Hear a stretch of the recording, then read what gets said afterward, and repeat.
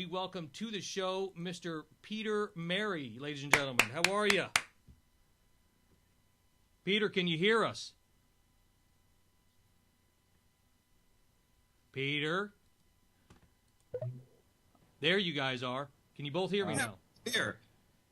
I can hear you. I've been trying to keep up on Safari because my Explorer browser kept not working, and unfortunately, when I try to converse, something in my typing is causing my browser to go back, so it kicks me off your show.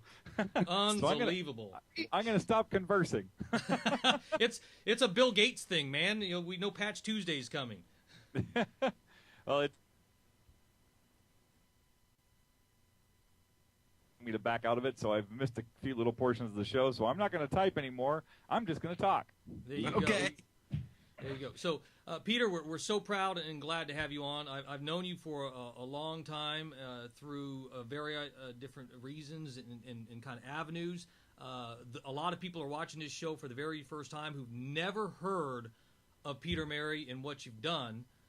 So I wanted to kind of take a few minutes as we get started and kind of explain where you were, where you've been. I know you're a fellow radio DJ, just like us. Yep. So we all come from the roots. So tell us a little bit about you, your history, and where you've been, and how it got to where you are today. Well, I was born at a young age, and I grew up in Seattle, Washington, and I always had an admiration for radio jocks growing up. I thought that they had a really cool job. I didn't know that all the times my dad told me I talked too much, I might actually be able to make a living doing that. And so when I hit my mid-20s and was trying to figure out what my career opportunities were going to be, I could go forward with what I was currently doing, which was high-velocity culinary arts. That's fast food. Or I could change gears and find a new career. And I opened up the Yellow Pages and flipped through and found disc jockeys and realized, you know what? I've got the personality. I love music. I'm not shy. Maybe I should give it a shot. And so I started DJing at weddings back in July of 1992.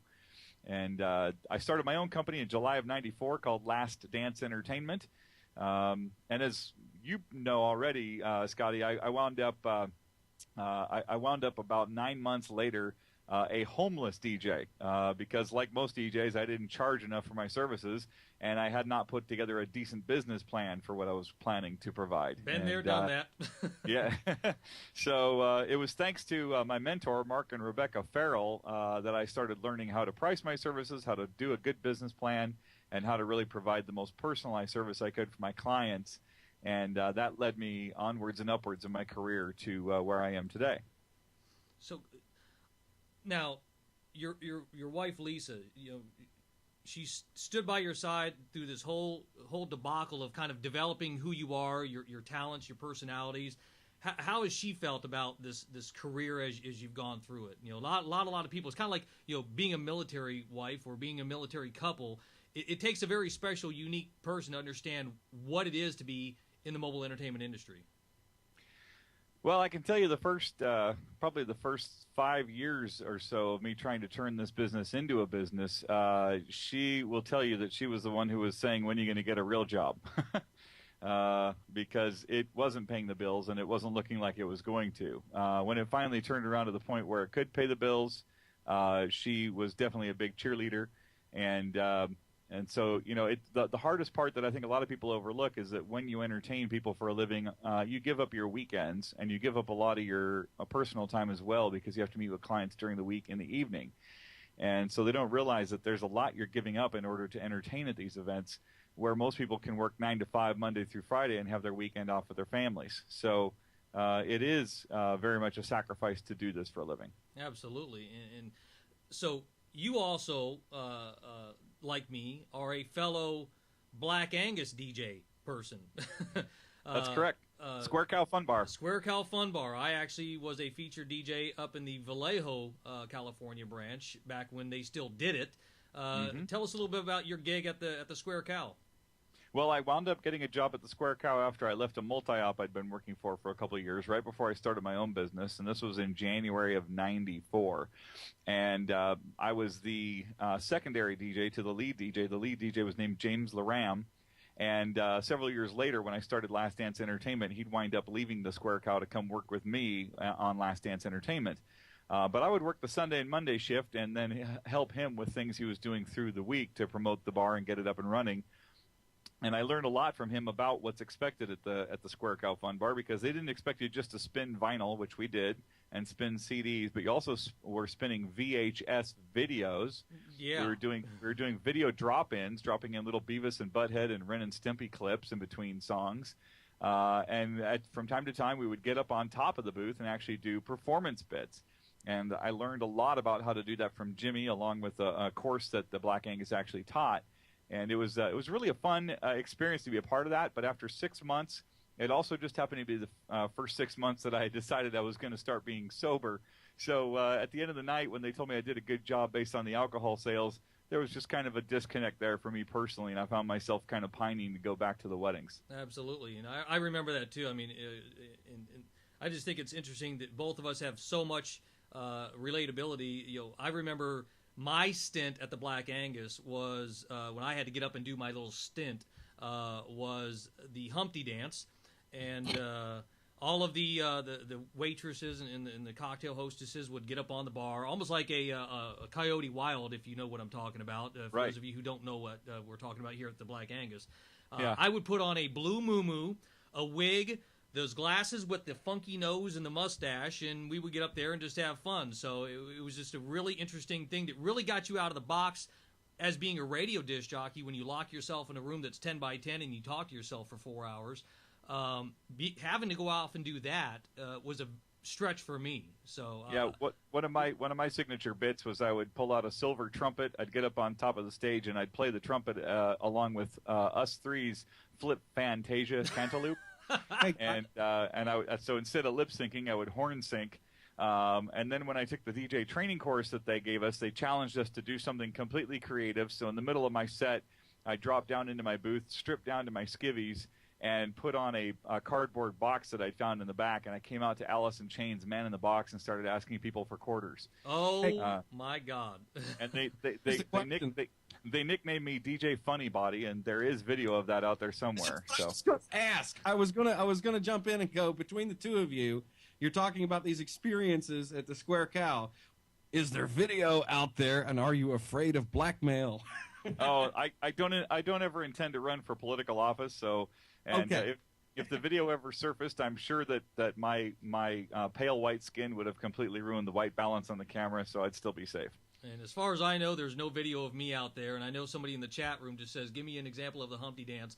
I'll have to go find the blue muumuu and the glasses and the wig in order to get into character, right? So, unbelievable. So, now, you also had a stint. Not a lot of people know this, but you also had a stint in stand-up comedy. Yes. And I just happened to have a picture on the screen right now of you at the Improv. Oh, really? Did you get that off of the website? You betcha, man. I'm showing people who you are, man. It's not about the book, too. It's about Peter Mary. No, that's cool. And actually, just to help people understand, I didn't actually go into stand-up comedy to try and become a stand-up comic. I took a 7-week course in stand-up comedy that culminated with doing a premiere at the Improv in Irvine. I went on to perform 3 more times at the Improv at a couple of different improvs. And my purpose in doing it was to make myself better qualified as a master of ceremonies at weddings. Because if there's one thing I've learned over the years, it's that funny is money. I learned that one from Bill Herman, and it's absolutely true. If you know how to be appropriately funny in a wedding environment, it will just create huge demand for what you do. I've taken Mark Farrell's workshops. I've taken Todd Mitchum's workshops. I've taken lots of different performance workshops. Nothing has paid more dividends over the last 8 years than taking that stand-up comedy course. And I think this holds credibility to going beyond buying a bunch of equipment, throwing it in the back of your car, and calling yourself a DJ. I think there's too many people go off and try to do that, claim that they're a disc jockey, and then really find themselves falling short. Well, the truth is they are a disc jockey. As long as they're pushing play and playing the next song, they're a disc jockey. But what they're failing to recognize is that the role of the master of ceremonies is to make everybody feel connected and involved and engaged in the celebration. And the more talented you can develop your capabilities and skill as an entertainer, the more demand you'll have for yourself, because just standing behind a booth and pressing play is something that a monkey can do, you know? But standing in front of that audience with a microphone and saying something that will make them laugh or bring them to tears can be some of the most powerful moments you'll ever have as an entertainer.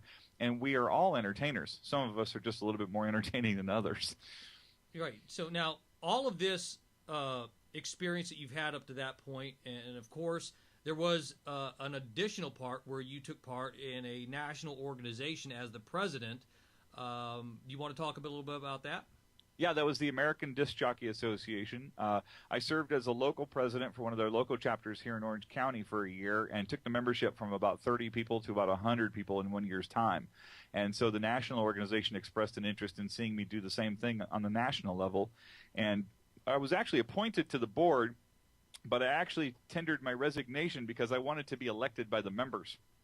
And I was elected by the members in a landslide, and my platform was a list of things that I planned to do as president to help increase the membership. I toured the country for 2 years straight. I went to 40 cities. I did seminars on how to increase their sales capabilities in a sales situation, gave that information away for free in exchange for them listening to me talk for about 15 minutes about the organization. And in 2 years' time, we nearly doubled the membership. We went from 600 to almost 1,200 members in just 2 years' time. I had a 3-year term, but after 2 years of being on the road and after basically taking a hit on my own business of about $30,000 in less income over those 2 years, I decided that I'd given 2 years and that was more than enough, and so I stepped down. Now, you stepped down, but in a good way, because you also were a instrumental part in starting the Wedding Entertainment Guild. Yeah, the Wedding Entertainment Directors Guild. I didn't start that for a few more years. I finished my term with the ADJ in February of 2005, and I didn't actually unveil the Wed Guild until I had completed my book in February of 2007. We announced the plans for the Wed Guild, and we officially launched it in May of 2007. And we're still in the process of building and growing that organization because it's such a unique way of examining entertainers and having them prove and verify their capabilities and skills and talents that we knew it would take a while to get the application process done just right. So we've actually got a very small number of members right now, and we've just recently made some changes to make it more affordable so that more people can get on board. But we kind of wanted to keep that bar high at the beginning so that we weren't overwhelmed with applications, so we could make sure that we process them properly. The last thing we wanted it to be was, hey, look, another one of Peter's friends is in. Let's just stamp them approved. This was a real application process that needed to be vetted and done properly. Absolutely.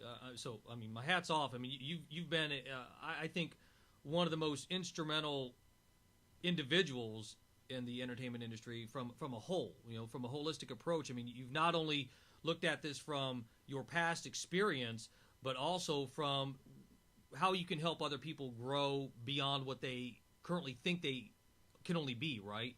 Well, that's part of the reason why we developed the Wedding Entertainment Directors Guild and the application for it, because one of the things I noticed was in our line of work, there really wasn't a high bar of excellence that was being set. Nobody was saying, here's what you should be striving for.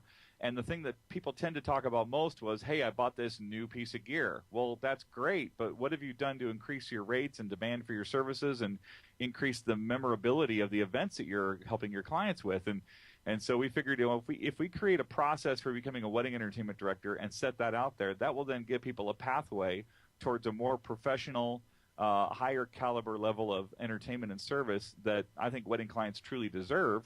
And that gives people something they can model themselves after and start working towards instead of just wondering which piece of gear should I buy next. Right.